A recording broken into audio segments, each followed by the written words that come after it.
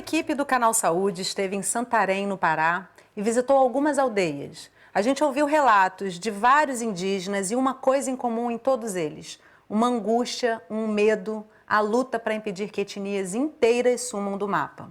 Hoje o Sala de Convidados traz alguns desses depoimentos e faz um debate sobre os 522 anos de lutas indígenas. Viemos de uma luta desde quando os portugueses descobriram nosso Porto Seguro, né? Somos nós que somos donos disso aqui. Somos nós que, nessa terra que está colocado os nossos limbigos. Até hoje, a gente continua, né, enfrentando as invasões, né? Ele não precisa de ouro, ele não precisa, entendeu, do minério. Por causa dos grandes garimpos, a nossa água até ela mudou de cor. Para nós aquilo são coisas sagradas que a natureza tem. É isso aqui que a gente tá, que dá vida pra gente. Essa harmonia, esse contato com a floresta, esse contato com o rio. E a gente precisa dele para a gente se manter aqui. Conversando comigo hoje sobre povos indígenas, 522 anos de luta. Puir Tembé, presidente da Federação dos Povos Indígenas do Pará, a FEPIPA, e cofundadora da Articulação Nacional de Mulheres Indígenas da Ancestralidade, a ANMIGA. E Ana Lúcia Pontes, coordenadora do Grupo de Trabalho de Saúde Indígena da Abrasco, a Associação Brasileira de Saúde Coletiva. A gente está tentando a conexão com Cretan Caigan, coordenador executivo da Articulação dos Povos Indígenas do Brasil, a APIB. E você que está em casa também pode participar, me mandando as suas perguntas ou dividindo a sua experiência com a gente. Eu recebo aqui pelo WhatsApp 021 99701 701 8122 ou pelas redes sociais do Canal Saúde, então não deixe de participar. Ana, Puir, muito obrigada pela presença de vocês aqui com a gente.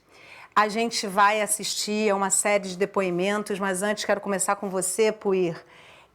Se é possível fazer um resumo desses 522 anos de lutas indígenas e o que você ressaltaria como algo que expresse essa história?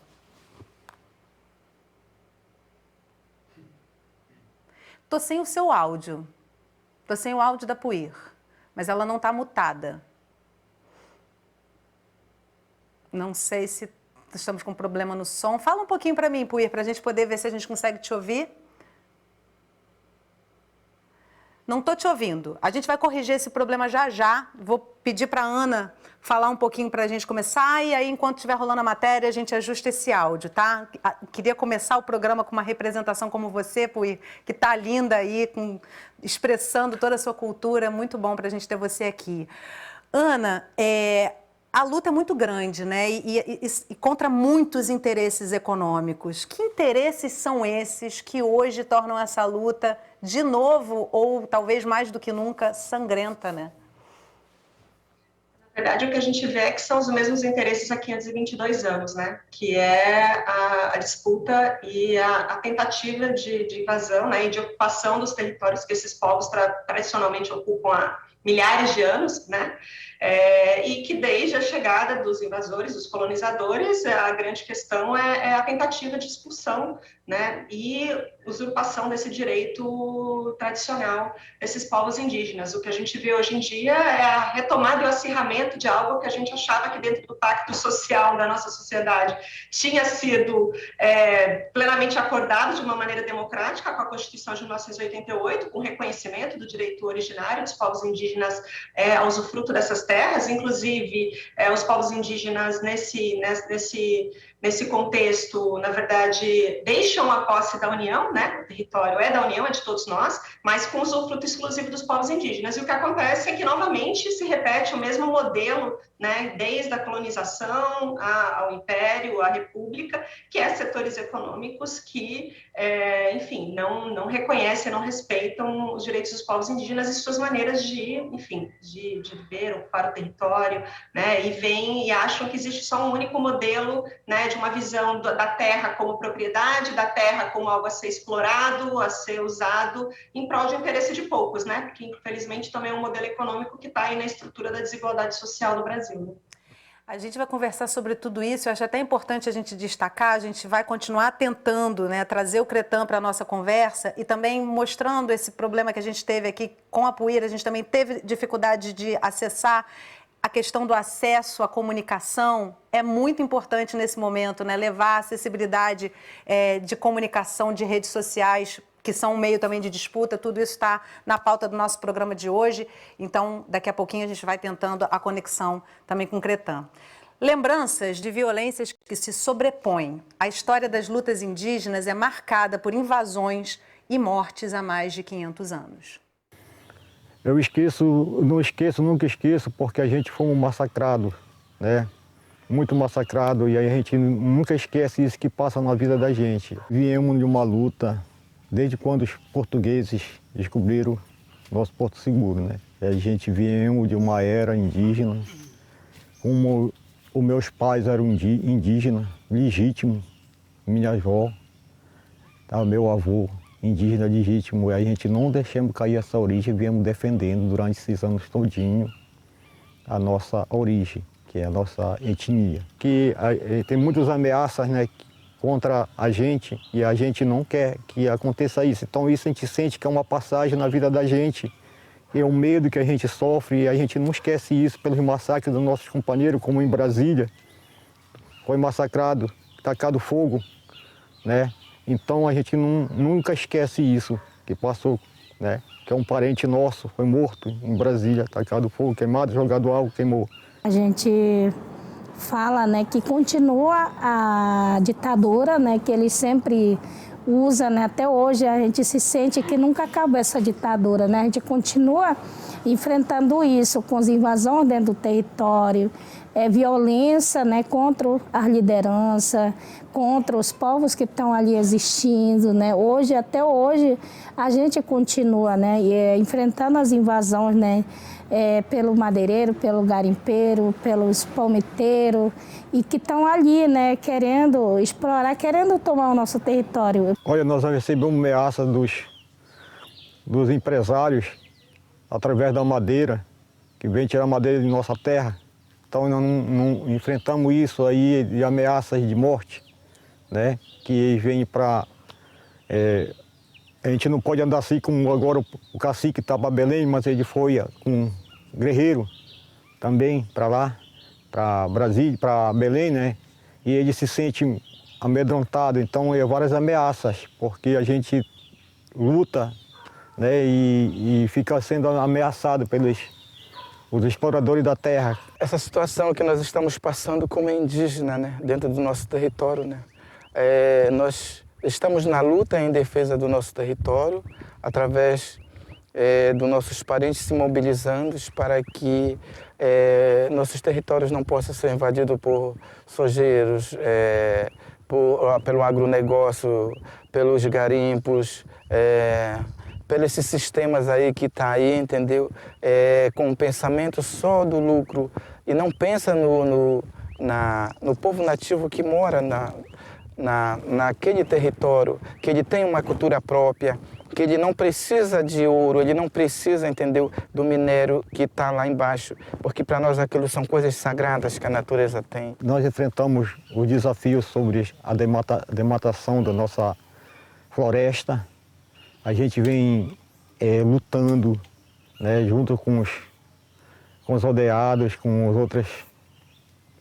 E aí a gente vem lutando há muito tempo, né, com isso aí, conforme a demarcação do nosso território, né, como Tupinambá. Temos ido em Brasília enfrentando, né, viajando, no caso, 3 dias de viagem e 3 noites, para chegar lá para lutar pela nossa Amazônia. Então nós não estamos deixando que aconteça isso. Nós temos recente que viemos de Brasília, fomos em Brasília lutar numa APL lá, fomos lá e reivindicar o nosso direito que o índio tem. Somos nós que somos donos disso aqui. Somos nós que, nessa terra que está colocado os nossos umbigos, entendeu?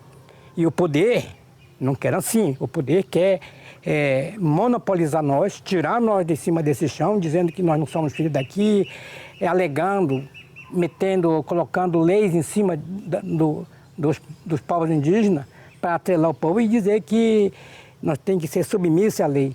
E nós vamos fazer uma força, nós vamos tentar reagir com isso, porque nós temos a certeza absoluta. Puir, estamos com seu som agora.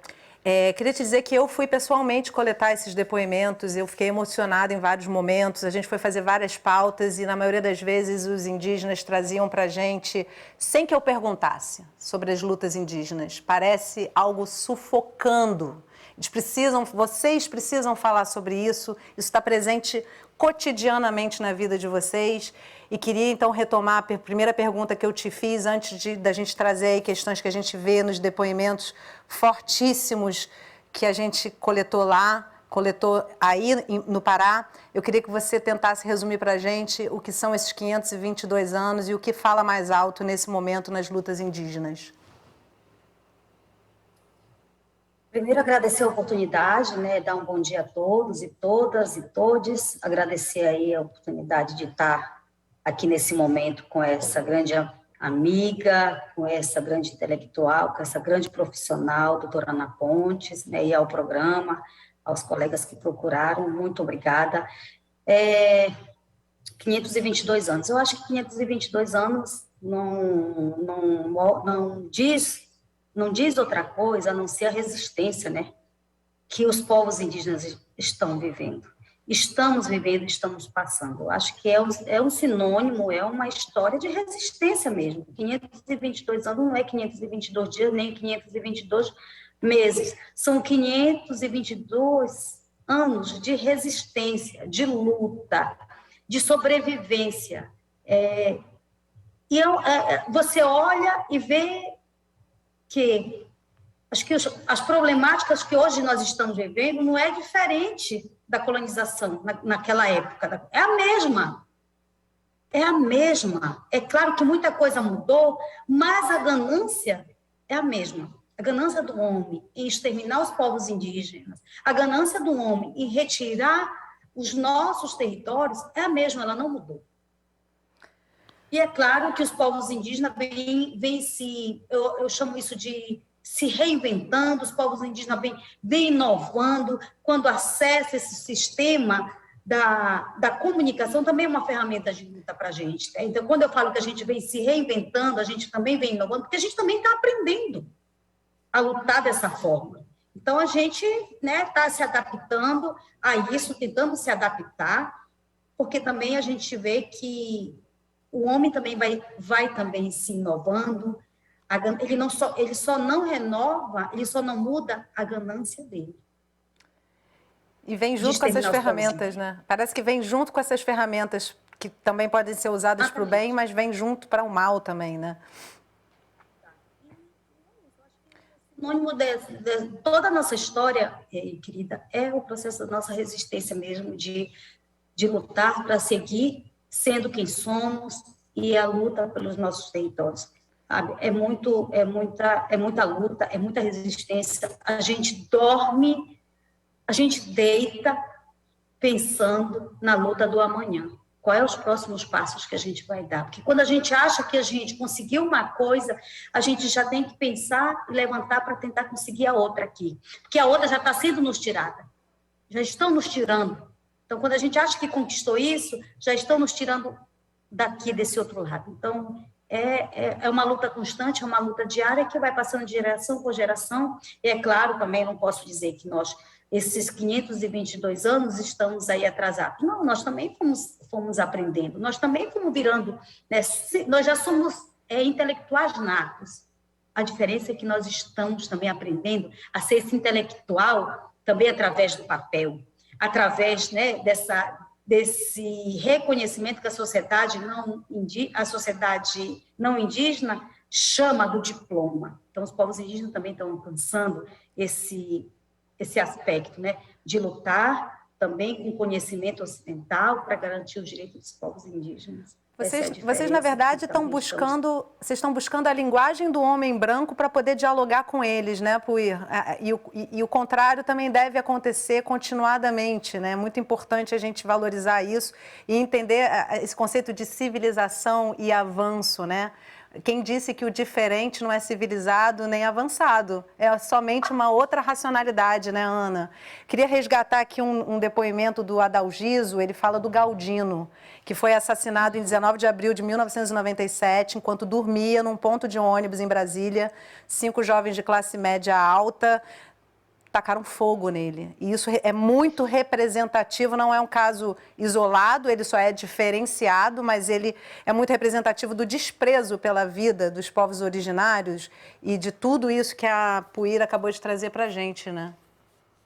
É o desprezo pela vida e a dificuldade da nossa sociedade em realmente fazer justiça, né? Porque esse caso também é exemplar de como a gente não faz justiça, né? O Brasil, se eu não me engano, acho que só tem, Puir me corrija, só tem 2 julgamentos comprovados com relação a episódios de genocídio contra povos indígenas, quando a gente sabe que isso acontece há 522 anos. A gente viu uma série de tragédias e violações, né? E é importante lembrar isso que Puir falou, né? Se a gente mal superou esse homicídio hediondo do Bruno e do Dom, a gente já teve um massacre dos Guarani Kaiowá, enfim, esses últimos dias, então, assim, é isso, né, a gente nem se recupera de uma tragédia e tem uma situação de violência logo em seguida, né, não é a única, e a sociedade, na verdade, fala de um grande problema da sociedade nacional e do Estado brasileiro, de realmente, né, conseguir, né, criar uma relação realmente de reconhecimento desses povos enquanto sociedades que estão aqui, sempre estiveram aqui, que, portanto, esse modelo societário que vem aí, né, e a gente é extremamente colonizado, né, e o que é interessante é a falta de crítica que a nossa sociedade tem, né, a sociedade não indígena, né, com relação ao quanto que a gente também ainda é colonizado, né, e não consegue com isso se reinventar, que é justamente isso que Puir falou, né? A gente tem aí a possibilidade, né, o Brasil, com o que tem de biodiversidade assim, preservada e garantida e conhecida pelos povos indígenas, de inovar em tecnologia, produzir conhecimentos novos, de garantir outros modelos econômicos, garantir outro modelo societário muito mais humano, né? Que é isso, acho que também junto com essa resistência dos povos indígenas, o que vem é esse grande acúmulo de ensinamento, né, de outras formas de se relacionar com a diferença, de se relacionar com a natureza, de se relacionar com a diversidade, e que a gente vê que a nossa sociedade ela não consegue aprender, né? Então, portanto, é urgente, né, que, enfim, nesse processo que a gente está vivendo, que a gente tenha uma capacidade também de se pôr no lugar de aprender e se reinventar, né? Se o outro lado também não se reinventar, a gente não vai conseguir mudar essa relação, né? E é uma relação que é muito desigual e muito violenta e muito injusta com as populações indígenas, né? Com certeza. E Puir, acho que uma coisa muito importante, a gente está vendo aí e reforçando mais uma vez a importância de se fazer chegar a internet às aldeias mais distantes, porque sim, isso não significa deixar de ser indígena, significa apenas ser indígena em 2022 e poder dialogar e estar se colocando no mundo, né?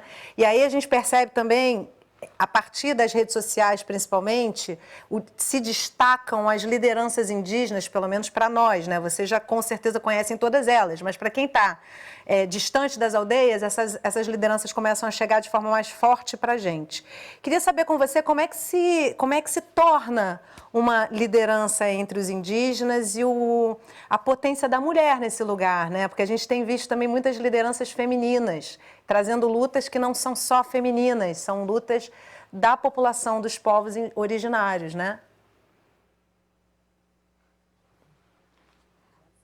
Estou de novo sem o seu som. O que houve aí? Ai, Jesus amado. Opa! Achei que tivesse... no ao vivo e à distância é assim mesmo. Vamos lá. Então, é engraçada essa pergunta para a gente, né? Como é que se torna?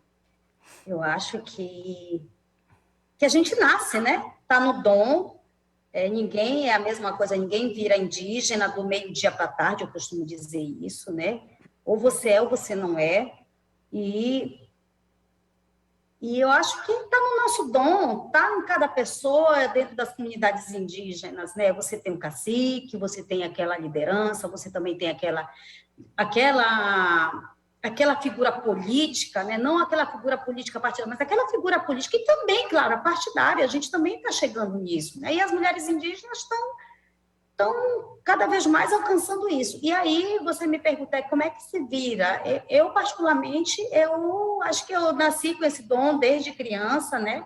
Eu ali sempre me envolvendo, sempre acompanhando as reuniões dentro das comunidades, sempre estando, né, fazendo monitoramento territorial junto também com os homens, com as lideranças, com os guerreiros. Então, eu sempre fui muito curiosa.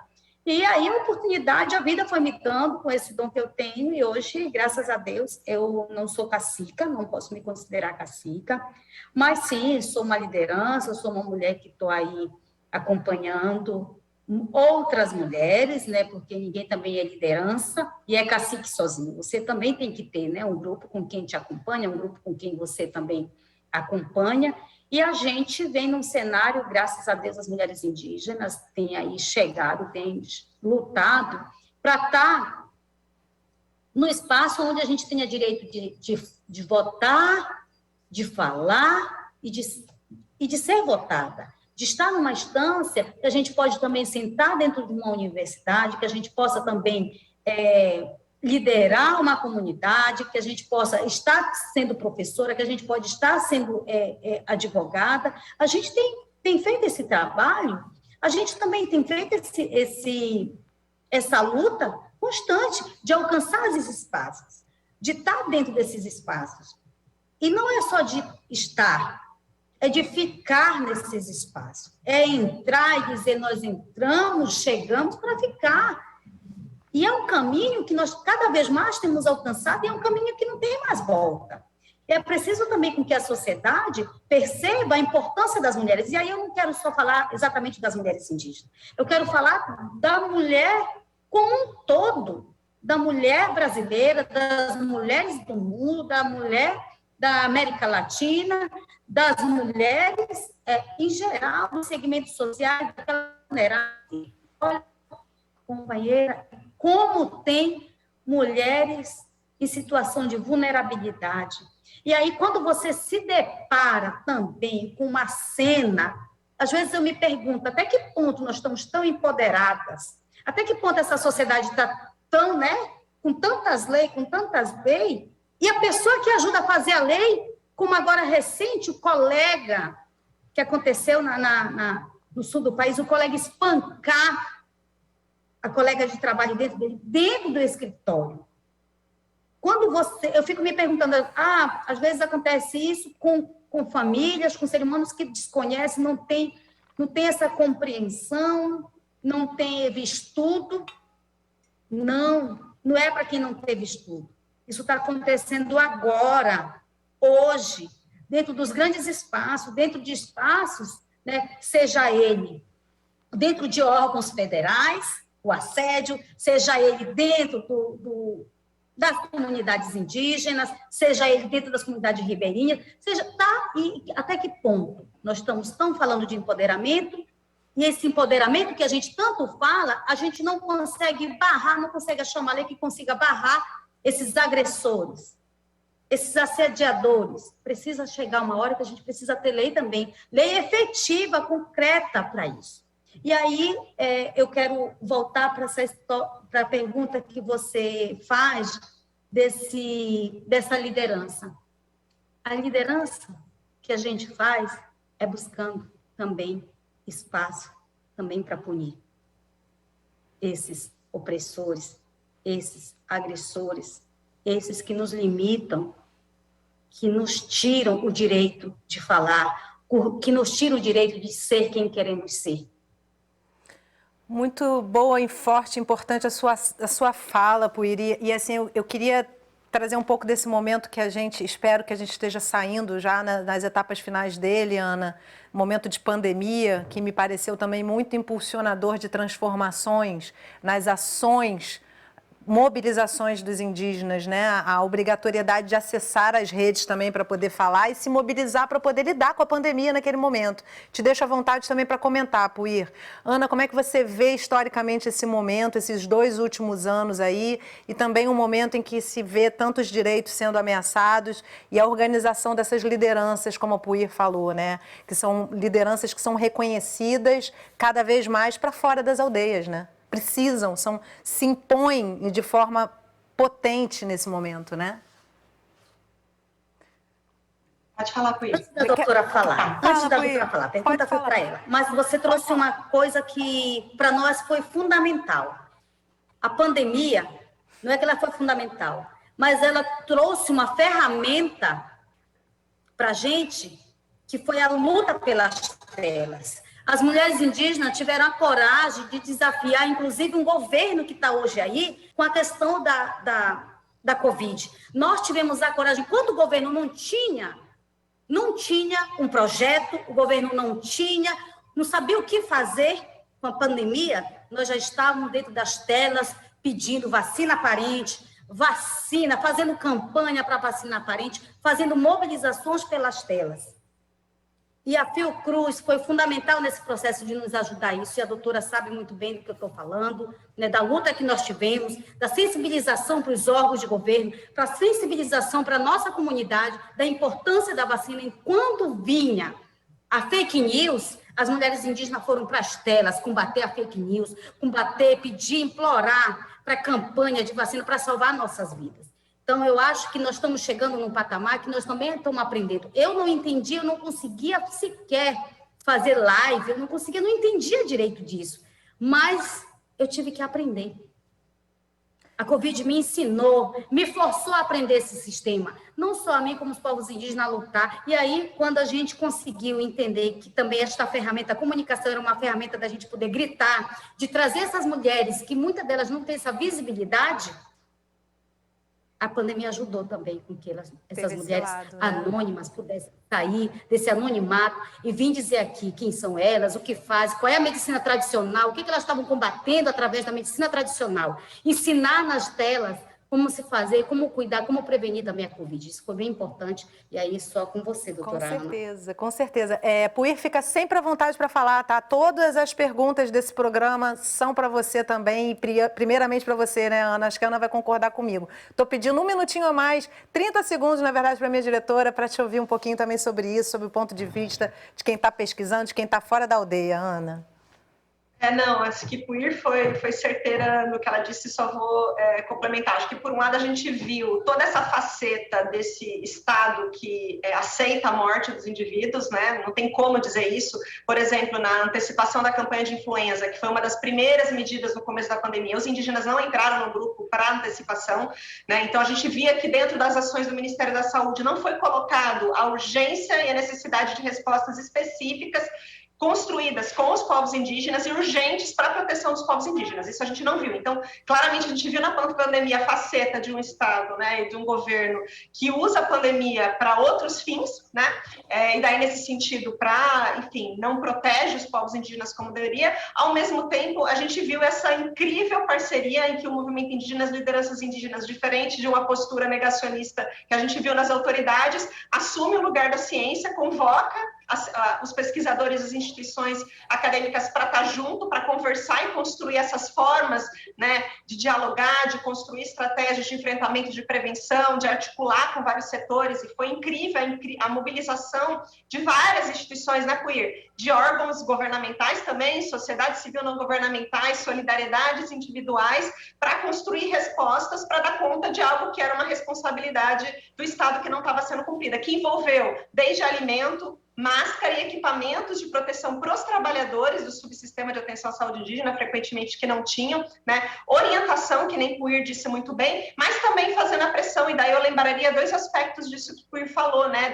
Desse lugar em que se assume não precisa de intermediário, né? Lembrando a ação da PIB no Supremo Tribunal Federal, pela advocacia indígena da PIB, né? Com o protagonismo do Luiz Eloy Terena, e no Congresso Nacional da deputada federal Joênia Pichana, propondo o projeto de lei 1142, que vilou a lei 14.021. Há de se dizer que ambos, né, o Estado ele não respondeu com todas as determinações dadas nem pelo Judiciário, nem pelo Congresso, né? Então, a gente viu muita resistência que se inova, né, em várias estratégias e com várias interlocuções, em que, ao mesmo tempo, é uma capacidade de aprendizado de manejar, né, termos, né, assim, vamos lembrar o monitoramento autônomo, né, que as organizações indígenas fizeram de casos e óbitos de Covid, por conta da subnotificação, né, de conseguir manejar um monte de informação e termos que não faziam parte do vocabulário ali do movimento indígena, se apropriar disso, dialogar com as instituições para criar suas próprias ferramentas para dar visibilidade ao que eles estavam enfrentando, né.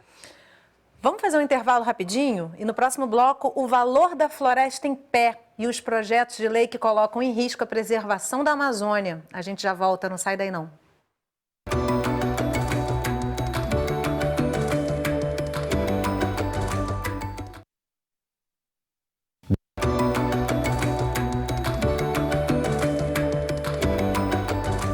Sala de Convidados está de volta conversando sobre povos indígenas, 522 anos de lutas. Comigo para essa conversa, Puir Tembé, presidente da Federação dos Povos Indígenas do Pará, FEPIPA, e cofundadora da Articulação Nacional das Mulheres Indígenas da Ancestralidade, a ANMIGA. E Ana Lúcia Pontes, coordenadora do Grupo de Trabalho de Saúde Indígena da Abrasco, Associação Brasileira de Saúde Coletiva. E você que ainda não participou do programa de hoje, a gente está querendo a participação de quem está em casa assistindo. Manda para a gente aqui uma pergunta, um comentário, pelo WhatsApp 021 99 701 8122 ou pelas redes sociais do Canal Saúde. A gente traz agora mais alguns trechos de depoimentos de indígenas que vivem às margens do Rio Tapajós, a luta pela identidade e a importância da floresta em pé. É muito olho para uma Amazônia. E a gente luta para ter essa floresta em pé. A gente luta para a gente continuar aqui debaixo dela também, né? Para que a nossa cultura, que já foi há muito tempo pisoteada, né?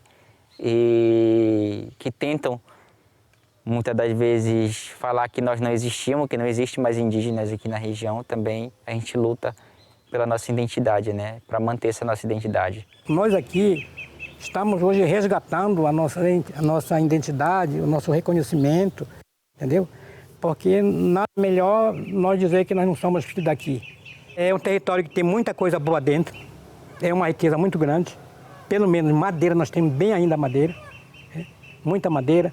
Nós temos muita caça ainda dentro, nós temos muita fruta nativa, nós temos o uxi, o piquiá, a pacaba, o açaí, sabe? Essas frutas que Deus deixou dentro, né? Então, nós não queremos perder isso aí. Hoje, a situação do Rio Tapajós, hoje, por causa dos grandes garimpos, a nossa água até ela mudou de cor, né? Hoje tá com uns 3 anos que meu esposo foi até em Brasília, levou a amostra da água como está hoje ela por causa dos garimpos do mercúrio, né, que tem muito também na água. E o direito hoje é de manter esses grandes garimpos que tem, que está fazendo tudo isso com nós, na nossa região. Que muitas das vezes até a nossa saúde vai ficando debilitada, né, por causa desse mercúrio da água, do peixe que vai contaminando. A gente luta porque a gente quer deixar um resultado, né? E o resultado da floresta em pé, né, seja para nós, povos indígenas, para os povos quilombolas, para os povos ribeirinhos tradicionais, isso é muito importante, porque é isso que dá vida para a gente, né? É isso aqui que a gente está, que dá vida para a gente. Essa harmonia, esse contato com a floresta, esse contato com o rio, e a gente precisa dele para a gente se manter aqui. Porque a gente pensa nos nossos filhos, pensa nos nossos netos que vêm aí, né, que está aí. Então a gente não pensamos só em nós, pensamos no futuro que vem pela frente. Então por isso é a luta nossa e é um grande desafio para nós lutar pelos nossos direitos, que a gente vem sendo ameaçados, né, pelos brancos. Hoje nós postamos a proteção da terra hoje para manter ela aqui como está hoje, né, manter a nossa natureza viva. Não só ela, como nossos rios também, né? Nós temos que manter eles sempre vivos, né? Sempre aí para nós transitar e voltar neles, sem ninguém impedir a nossa passagem, né? Aqui nas terras também, que nós possamos ter os nossos direitos de manter ela aqui para a nossa geração, futura geração que ainda vão vir, para manter elas aqui. Por isso nós estamos trabalhando em prol disso também, todos nós, povo Tupinambá, não só nós, como toda a Amazônia. Nós sabemos o que nós queremos. E a gente sabe que a gente não quer mineração, a gente sabe que a gente não quer madeireira, a gente sabe que a gente não quer soja, né? A gente sabe que a gente não quer a PL 490, a gente sabe que a gente não quer a PL 191, né? E todas as PLs de morte que o governo trama lá para que afetem a nossa vida aqui. A gente só quer viver e viver em paz. Puir, eu coletei esse depoimento do Walter. O Walter é um jovem comunicador, ele faz um trabalho belíssimo também ali à beira do Rio Tapajós, com jovens comunicadores, utilizando as redes. E ele é muito engajado, ele fala com muita propriedade, ele sabe do que ele está falando, ele conhece as leis que estão tramitando no Congresso, e é maravilhoso ver realmente essa interação, porque vocês vão precisar lutar no campo do adversário nesse sentido, né? E aí uma coisa que me chama também muito a atenção, essa fala dele, né? A gente só quer viver em paz, isso é um direito básico, né? E a gente vê aí lideranças indígenas e recentemente a morte dos ambientalistas, né? Do Bruno e de um jornalista, o Dom. Como é que isso impacta na luta indígena? Em que medida isso cala parte dessas lideranças? O medo inviabiliza essa luta? Acho que eu estou sem seu som. Microfone, estou sem som. Oi? Agora sim. Oi? Sim. Então, acho que o que aconteceu com o Dom, o que aconteceu com o Bruno, é o descaso de uma política falha em defesa dos direitos de quem protege a floresta, né? De quem cuida. E quem cuida não só apenas da floresta, mas de quem vive nela. Então, acho que o Brasil, eu falei, né, nos dias que aconteceu, disse o Brasil está de luto, o que passou no Brasil, o que está acontecendo, na verdade, na Amazônia, está acontecendo no Brasil. E aí, gente, é preciso entender que o papel que nós estamos fazendo de quem mora na Amazônia, de quem protege, e aí eu não quero só falar da Amazônia, eu quero falar desses biomas, que cada um tem a sua diversidade, cada um tem a sua biodiversidade dentro dela. Então, quem está dentro desses biomas, que protege esses territórios, não está protegendo apenas para quem nele vive.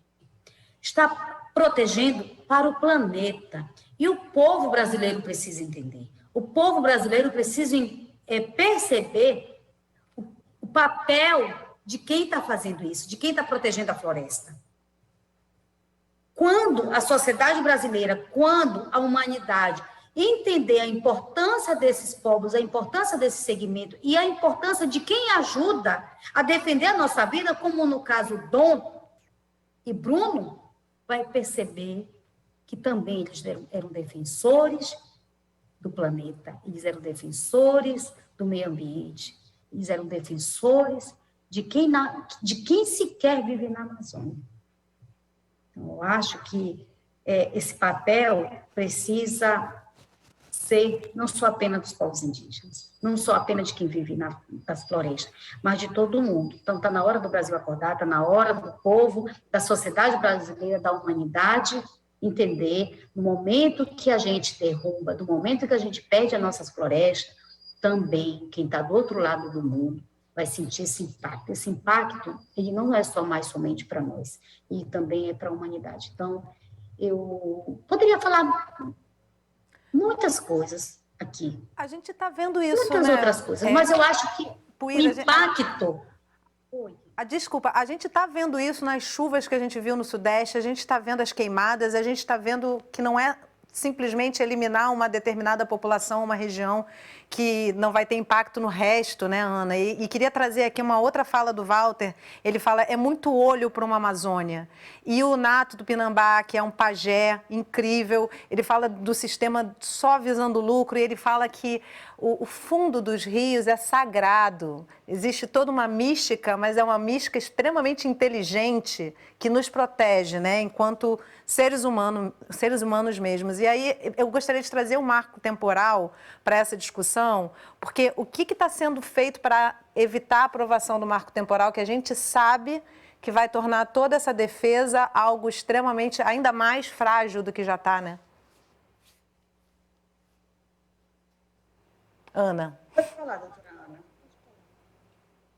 Eu acho que isso para a gente, o marco temporal é uma anomalia, né? Anomalia ter essa discussão em 2022, né? Considerando que a nossa Constituição deixa bem claro, né, com relação ao direito originário, as terras tradicionalmente ocupadas, né? E além disso, a gente tem todos os registros e o conhecimento também da presença dos povos indígenas e do processo violento que eles viveram de expulsão de suas terras e de impossibilidade do acesso à justiça antes de 88, né? Então, o marco temporal, ele tanto nega essa violência, quanto nega a própria armadilha do Estado brasileiro anterior, que, com a tutela, impedia os próprios indígenas de se defenderem e agora exigem que eles tenham tido requerido estar na justiça, né? E que foram...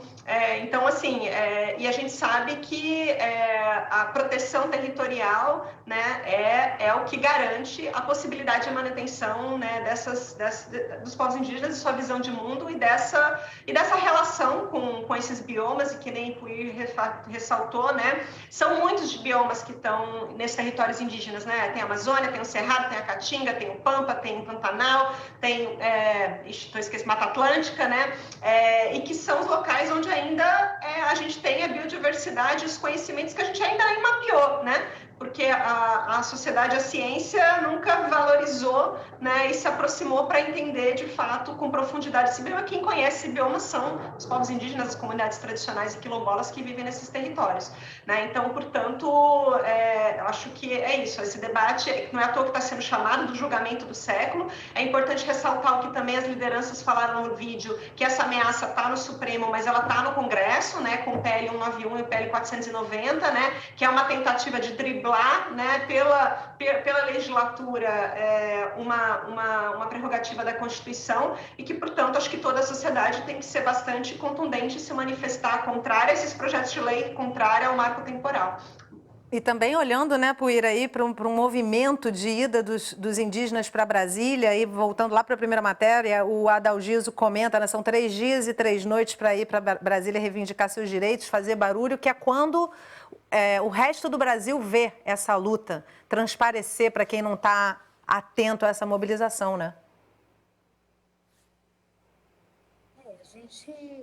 O Brasil inteiro se mobiliza, né, todos os biomas, e se dirige a Brasília para tentar lutar por direito. Eu acho que acaba... a grande, a gente chama, né, a grande também a Assembleia, a grande luta para nós é também o marco temporal, que para nós assim tem sido cansativo. Eu acho que o Estado brasileiro está nos matando no cansaço, né? Eles nos matam no cansaço da demora desse julgamento, e nós também matamos eles, o Estado brasileiro, com a nossa força, com a nossa resistência, de persistir lutando, acreditando que juntos somos mais fortes e que juntos venceremos, porque a gente chegou a 1.522 anos, a gente não chegou do nada, a gente chegou por uma ancestralidade que está conosco, que nos acompanha há milhares de anos, e a gente só faz repassar para nossas futuras gerações. Essa luta ela não vai morrer, essa luta ela não vai parar. E todas as tentativas que o Estado brasileiro tenta nos apagar, tenta nos intimidar, tenta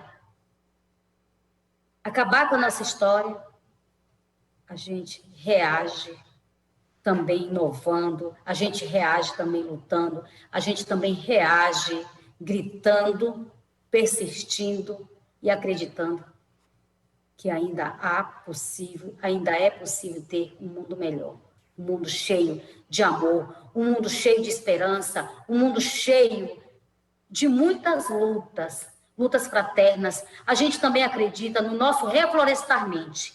E o que os povos indígenas vêm hoje fazendo é também o reflorestar. Não é só o reflorestar da Amazônia, dos biomas, dos Pampas, da Caatinga, do Cerrado, mas do Pantanal, mas é o reflorestar também da alma, da mente e do coração do próximo. Esse ódio contra os segmentos sociais, esse ódio contra os povos indígenas, ele precisa acabar. Esse ódio contra as populações quilombolas, contra negros, contra os grupos mais vulneráveis, eles precisam acabar. Precisam entender que nós somos seres humanos, que nós existimos, que nós estamos aqui também para lutar por uma floresta em pé, pelo meio ambiente, onde caiba todo mundo.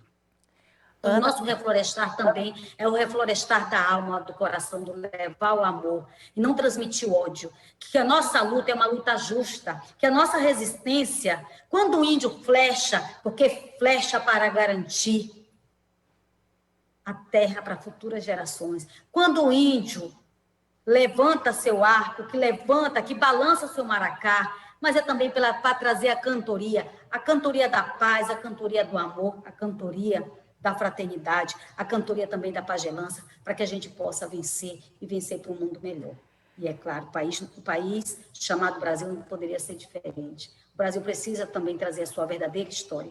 E nós, enquanto povos indígenas, vamos lutar para mostrar, para continuar mostrando que o Brasil é um país bonito, que o Brasil é um país lindo, que tem essa diversidade tão linda e que precisa ser respeitada, considerada e enxergada. Reflorestamente, já levei para mim esse termo maravilhoso aí. E, Ana, assim, eu acho que uma coisa interessante que tanto Walter fala, né? Ele diz que tentam falar que eles não existem, luta pela identidade, né? E o Flávio fala que a estratégia de dizer que eles não são donos de lá é uma estratégia mesmo, assim como é uma estratégia dizer que o indígena conectado, ele não é indígena, dizer que o indígena que está com uma camisa de futebol não é indígena, que dialoga, que está na academia, não é indígena. Isso é uma estratégia para fragilizar toda uma mobilização e também impedir que se consiga realmente dialogar na língua dos brancos para poder lidar com as leis dos brancos que atravessam as fronteiras das populações indígenas, né? É uma estratégia e é uma violência simbólica, né? Sim. Porque você nega a existência do outro e tenta regular, né, a existência do outro. E essa é uma estratégia que existe há muitos anos e, na verdade, foi parte da essência dos Estados-nação moderno, né?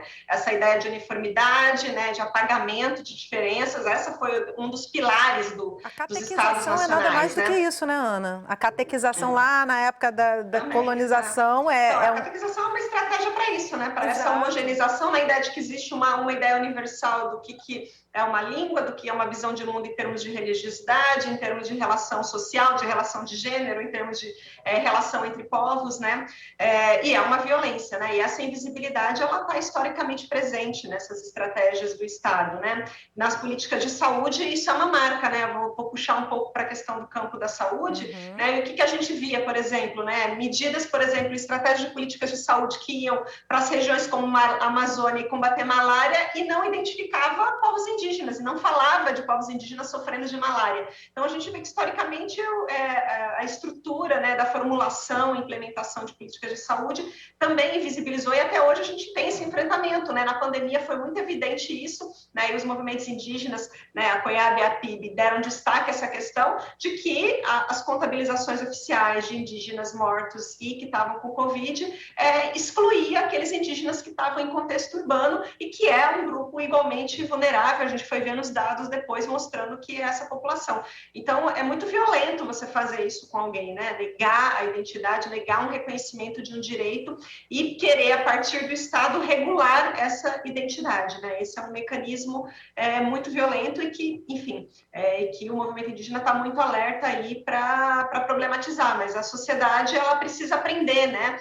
Ela precisa refletir criticamente, né? Daí eu ressalto a importância, eu não vou lembrar agora o número da lei, mas daquela lei que fala da obrigatoriedade no ensino da história e cultura africana e dos povos indígenas, né? A gente precisa educar a sociedade como um todo para refletir, para tirar dos materiais didáticos essa visão engessada e, enfim, de que povos indígenas, que são povos indígenas, de como sociedades do passado, né? Acho que precisamos mudar toda essa discussão e a base da discussão da nossa sociedade de reconhecer, enfim, essas pessoas que são sujeitos de direito, de produção de conhecimento, né? Acho que na academia isso também é uma transformação que precisa ser feita, né?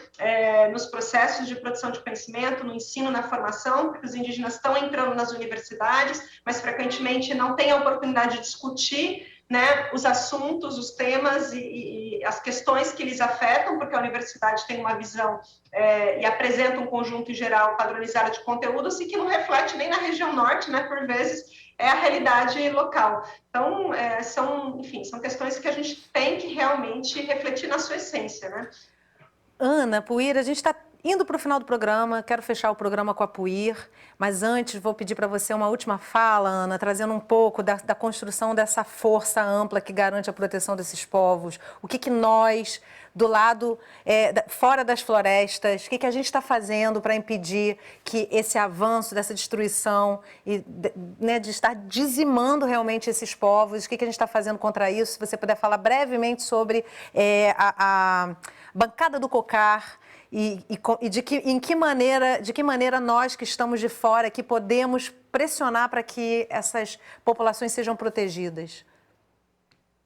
Acho que primeiro todos nós temos que fazer essa autocrítica e esse reconhecimento, né, da autodeterminação dos povos indígenas e que eles são parte não só da história do nosso país, mas do futuro, né? Então, portanto, eles têm que estar em todos os espaços, né? Na universidade, no Congresso, no Executivo, né? E estar para justamente disputar e dar a tomada de decisão. Acho que a tomada de decisão é a grande disputa, né? Não é mais falar, acho que o nosso lugar, né, não é mais falar por, não é nem eventualmente abrir as portas, acho que tem um quê ainda isso, né? Mas tá junto, tá apoiando, e daí do lado da academia, que é o lugar que eu posso falar, né? A gente tá olhando nossos lugares institucionais e como a partir das nossas instituições a gente pode contribuir, posicionando a partir de uma condução que eu diria que tá do lado dos próprios povos indígenas e das lideranças, né? Em termos de como a gente subsidia e como a gente também transforma nossas instituições. Esse é um movimento que a gente tem feito na Fiocruz, a gente está revisando a nossas estratégias de ações afirmativas, a gente está revisando o nosso modo de fazer chamadas e editais públicos para pesquisa, a gente está revisando institucionalmente como a gente se posiciona e tentando se posicionar mais contundentemente nesses momentos, já que a nossa instituição, por exemplo, tem poucas pessoas indígenas, né? E a gente tem que fazer esse movimento, né? Seja no quadro de estudantes, seja no quadro de técnicos ou professores. Enfim, eu queria só agradecer de novo o convite, agradecer por estar aqui junto com o Puir, que é uma pessoa que tem enorme carinho e admiração, enfim, e estamos aí disponível para outras conversas. Puir, eu termino o programa com você, eu tenho aí mais um minutinho pela frente, queria que você trouxesse as palavras finais que você acha que representam melhor esse povo todo que você está representando nesse programa de hoje. Comentar rapidamente a bancada do COCAR, né? Eu acho que demorou para que a gente pudesse alcançar esse espaço, que a gente pudesse, né, chegar, e a gente está muito confiante. E aí a pergunta que você faz, o que nós aqui do outro lado podemos ajudar um pouco para mudar isso? Eu acho que a sociedade precisa também perceber, entender que os povos indígenas têm muito a contribuir com o país, que os povos indígenas têm muito a somar, que os povos indígenas são a favor do desenvolvimento do país, sim. Não somos contra o desenvolvimento do país. Aliás, nós não moramos no ar. Nós não moramos no país, numa terra chamada Brasil. E que nós queremos o desenvolvimento do país da melhor forma possível. E é claro que nós queremos ser ouvidos nesse processo. Além de sermos ouvidos para o processo do desenvolvimento, nós queremos estar dentro, construindo um desenvolvimento para esse país. E é por isso que a gente está aí, com uma bancada de mulheres a nível de vários estados, encabeçando, se encorajando a desafiar o sistema. O sistema sempre desafiou os povos indígenas. Agora é o inverso. Agora é nós, mulheres indígenas, desafiando também esse sistema político. E aí, dizer a toda a sociedade, para quem está nos ouvindo, para quem está nos acompanhando, você também tem o poder dessa mudança. Você também, que fala, que gosta, que admira a luta dos povos indígenas, precisa não só admirar, mas precisa somar com esse processo dessa mudança. Precisa seguir conosco, chamando, chegando e acreditando nessa nossa história, acreditando no nosso potencial. Se você acha que também nós temos o poder de salvar vidas, de poder de proteger a floresta, nos ajude apostando, apoiando essas candidaturas das mulheres indígenas pelo Brasil. Muito boa Acho fala. que é uma colaboração enorme. Com certeza. É bem-vindo. Eu acho que vai somar conosco e não somar só apenas com a pessoa que está sendo candidata ou candidato, mas vai somar com os povos indígenas desse país chamado Brasil, que tão lindo é. Então, para finalizar, também somos muito gratos à oportunidade. Volto a dizer, sou muito grata ao convite, a você, querida, que foi muito simpática, muito maravilhosa, obrigada. A doutora Ana, a todo ao programa aí, Canal Saúde. nos colocamos à disposição, nos Eu que colocamos te enquanto agradeço, pessoa, Puir. mas também enquanto movimento indígena, para somar com vocês, para se juntar nessa luta, porque essa luta é nossa. Eu te agradeço imensamente, Puir. Ana, muito obrigada pela presença de vocês. A gente sabe o quanto que está difícil trazer lideranças indígenas. A gente tentou, né? A gente tentou trazer também o Cretan. A gente sabe que vocês estão num movimento incessante, viajando para cima e para baixo. Tem a questão da conexão. Então foi assim uma honra te ter aqui. Suas falas foram muito importantes. A Fiocruz e o Canal Saúde querem contribuir com essa luta, colorir esse congresso, fazer ele se tornar realmente plural, como é o nosso país, não é verdade? Ana, Puir, muito obrigada pela presença de vocês aqui com a gente hoje. A gente sempre vai trazer a pauta indígena aqui, sempre, toda hora. Muito obrigada. E obrigada a você que acompanhou o programa de hoje aqui pelo Canal Saúde, é um dos nossos canais parceiros. Vale compartilhar essa conversa, entra lá no nosso site, no site do Canal Saúde. Lá você vai encontrar um acervo com toda a programação. E não esquece que semana que vem a gente tem um assunto relevante para dividir com você. Então eu te espero no próximo programa. Até lá!